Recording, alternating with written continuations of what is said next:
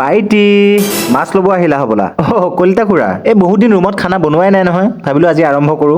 ভালেই হ'ল তোমাক লগ পালো। এই খুৰীয়াৰেও তোমাক ভাত এসাঁজ খাবলৈ মাতিবলৈ কৈ আছিল, আহিবা আজি ৰাতি। ফূৰ্তিতে এপাক নাচিয়ে দিলো আৰু।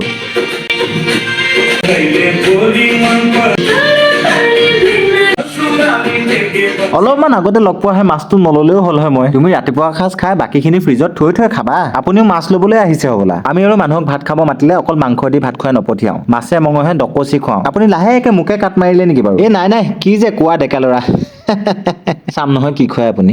বাৰু প্ৰথমতে মই অলপমান জলপান খাই লওঁ। কাণু চাইজৰ কল এটাৰে মই সান্দহখিনি ক্ৰীম অলপমান দি সানি ললো। কলটো দেখি যদি কাৰোবাক কিবা কাৰণত মনত পৰিছে তেনেহ'লে তেওঁক শ্বেয়াৰ কৰিবলৈ নাপাহৰিব। এইফালে একাপ চিম্পুল মিঠা নিদিয়া ৰঙা চাহ চেকি ললো আৰু খিৰিকী কাষত বহি ৰাতিলৈ কি মোহনবোৰ খুৱাব তাকে ভাবি জলপানখিনি গিলি ললো। মাজে মাজে জীয়েকৰ কথা মনলৈ নাহা নহয় বাৰু। ভগৱানে কৰিলে আজি চাগে প্ৰথমবাৰলৈ একেলগে বহি ডাইনিঙত ভাত এসাঁজ খাম। বাৰু দেৰি নকৰি বনাবলৈ আৰম্ভ কৰিছো। বগী কেৰাহীজনীত তেল গৰম হোৱাৰ লগে লগে মাছখিনি ভাজিবলৈ আৰম্ভ কৰিছো আৰু ঘৰৰ পৰা দি পঠিওৱা জাতিলাও আৰু চুকা শাকখিনি উলিয়াই ললো। এহাতে মাছখিনি ভাজি থাকো মানে আনহাতে পানীলাওখিনি ভালকে পৰিষ্কাৰকে ধুই মেলি কাটি ললো। এই পানীলাও বাকলি ভাজি খাই কোনে কোনে ভাল পায় এবাৰ কমেন্ট কৰি জনাবলৈ নাপাহৰিব। এইফালে মোৰ মাছ ভজাও হৈ গৈছে। এতিয়া একেখিনি তেলতে কেইটামান পাঁচফোৰণ, দুটা শুকান জলকীয়া আৰু মিহিকে কাটি ৰখা পানীলাওখিনি দি ভালকে লৰাই 2-3 মিনিটমান ভজাৰ পিছত এতিয়া পৰিমাণ মতে নিমখ দি আকৌ ভালকে লৰাই ঢাকনখন মাৰি সিজিবলৈ দিছো। আৰু তেতিয়ালৈকে ময়ো চুকা শাকখিনি ভালকে পৰিষ্কাৰকে ধুই মিহিকে কাটি ললো। যিহেতুকে বহুত দিন ৰুমত খানা বনোৱা নাই, বাংনাটো লেলপি গৈছি, ৰেপি কাটবা পৰা নাই, তথাপিও কিন্তু ফেলে নিদিওঁ। বাৰু এইফালে মোৰ পানীলাওখিনি ধুনীয়াকে অলপমান গলি গৈছে।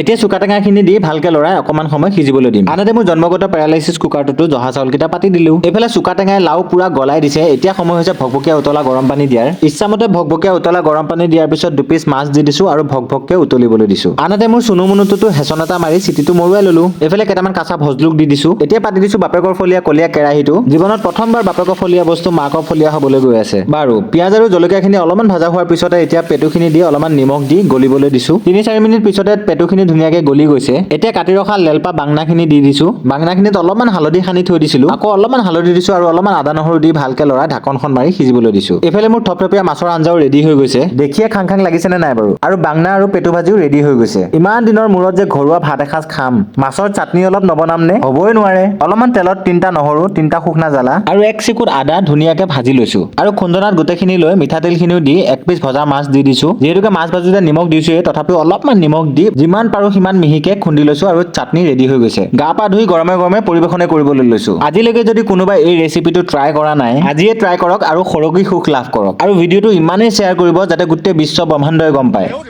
কি যে আল্টিমেট বনাইছো। কেতিয়াবা নিজে সুধিব মন যায়, হে দেউতা ঈশ্বৰ কি খাই তুলিলা মোক। বাংনাটো লেলপা হলিও কিন্তু চাৰ্ভিচ তামাম দিছে। আল্টিমেট সোৱাদ, 10 out of 10।